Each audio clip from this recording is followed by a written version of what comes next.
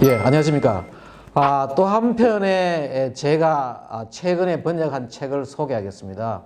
이거는 2019년 5월 말에 5월 30일에 나온 책인데, 이 전자파가 여러 인체에 또 자연 생태계에 피해를 주지만은 지금 이 시대에 우리가 휴대폰이라든지 뭐 와이파이라든지 이런 것들을 사용하지 않고는 살 수가 없는 거죠.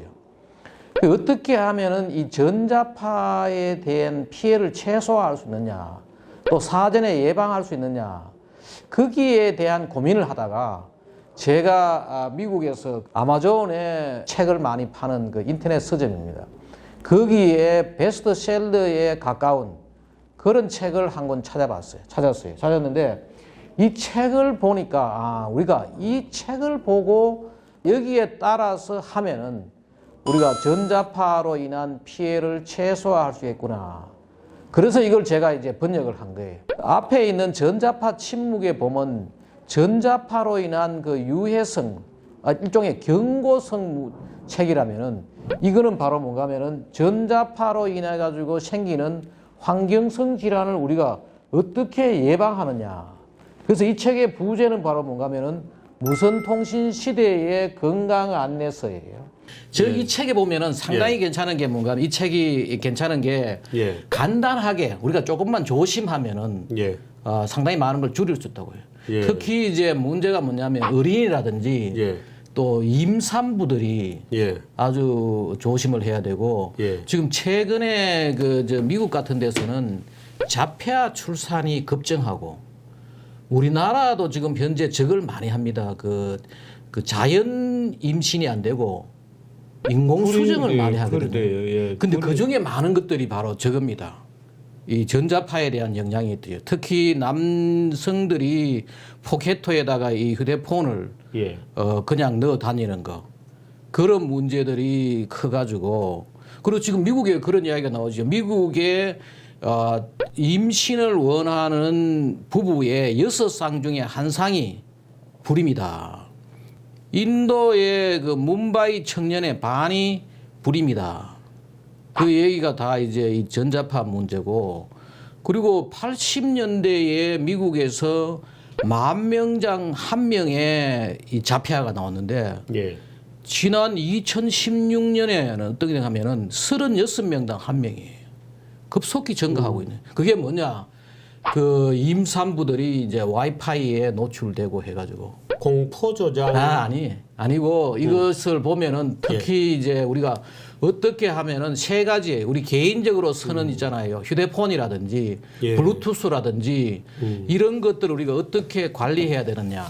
또 하나는 뭔가 하면 우리 집이라든지 우리 사무실이라든지 이런 것들을 어떻게 되느냐. 그리고 근데 이 예를 들어서 우리 집안 자체를 무슨 이 전자파로부터 차단된 무슨 이런 공간을 만드는 게 가능하나요?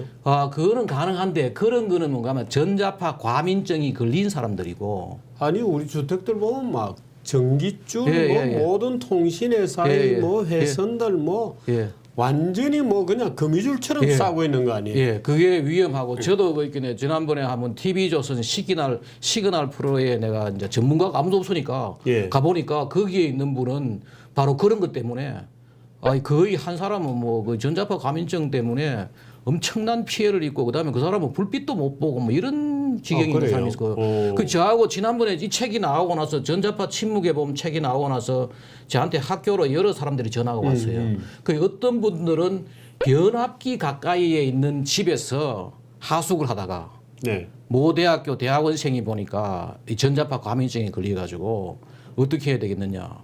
결국은 그분은 다른 곳으로 이사가는 방법. 그리고 이 전자파 과민증의 문제가 뭔가 하면은 예방은 가능하지만은 한 번 이 과민증에 걸리면은 치료가 지금으로서는 상당히 힘든 것 같아요. 과민증은 이게 심리적인 겁니까? 아니면 무슨 몸에.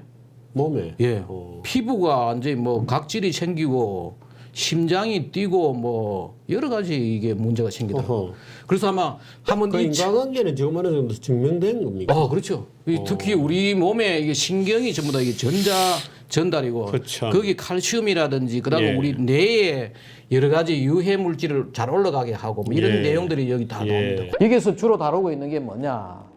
뇌종양, 두통, 또 우리 그 전자파로 인해 가지고 이명, 백내장, 불면증, 우울증, 또 이 전자파로 인해 가지고 유방암이 아주 많이 생깁니다. 특히 우리나라도 지금 여성암의 사망 원인의 2위가 유방암입니다. 또 발진, 피로, 부정맥, 고혈압, 당뇨, 불임 이런 것들이.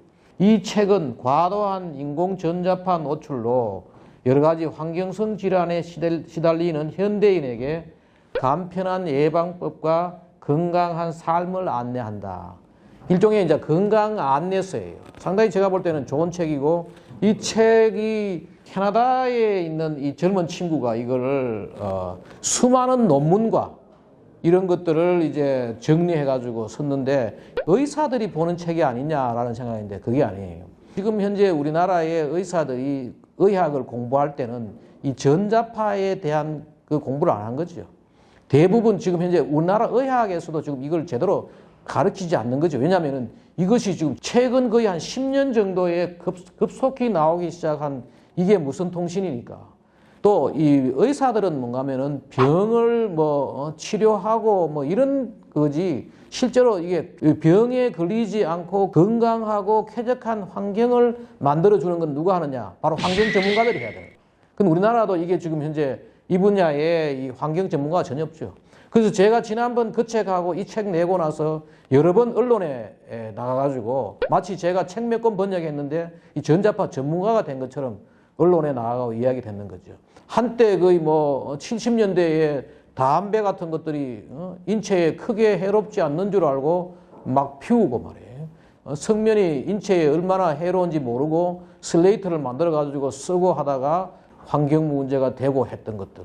그 외에 여러 가지 인류가 말입니다. 지금까지 사용했던 그런 것들을 이제 나중에 보니까 문제가 돼가지고 관리하고 규제한 그게 바로 전자파예요.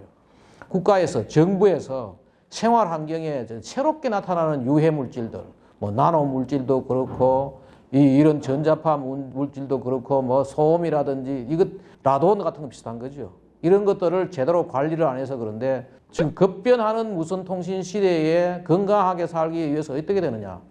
정부를 믿어서도 안 되고 자기 스스로 공부해가지고 건강하게 살아가는 겁니다. 일반인들한테 알리기 위해서 쓴 책이에요. 상당히 잘 쓰고 좋은 안내 쓰고 해가지고 제가 상당히 많은 시간을 투자해가지고 번역했던 책입니다. 관심 있는 분들은 한번 구해서 보시기 바랍니다. 예, 감사합니다.